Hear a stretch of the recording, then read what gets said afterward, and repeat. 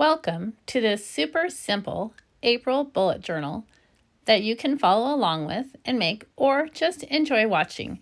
I started with the cover page and just wanted to have the dates of the month so I can take a quick look. It's super simple. I just made these little swirlies and hearts, and when I made the big heart down at the bottom, it was completely crooked, so I just added more layers to the heart until it was straight.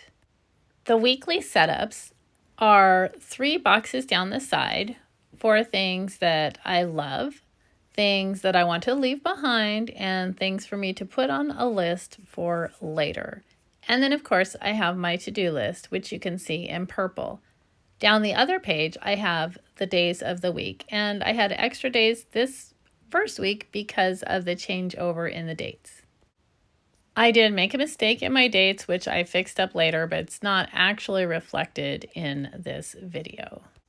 If you see what I did, feel free to leave me a comment and tell me whether you have ever made a similar mistake. Here is the second week, and I just switched the colors, so I wanted you to see I alternated each week with starting with the teal or starting with the purple, and I really love these colors. I'm a girl from the 80s, and we used to combine these colors pretty often. I'm sure I had multiple outfits where these 3 colors were involved.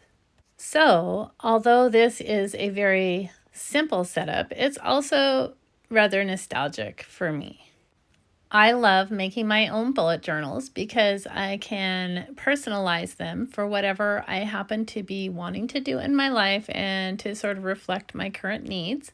And also, I just think it's super fun to make them. If you like videos that show different ideas on how to make bullet journals or greeting cards or just fun little doodles, feel free to like and subscribe. It also helps other people to get similar content. I like to finish my monthly journal with a place for things that I am grateful for, things that I appreciate, like I appreciate you, and the opportunity to do this art and share it with you.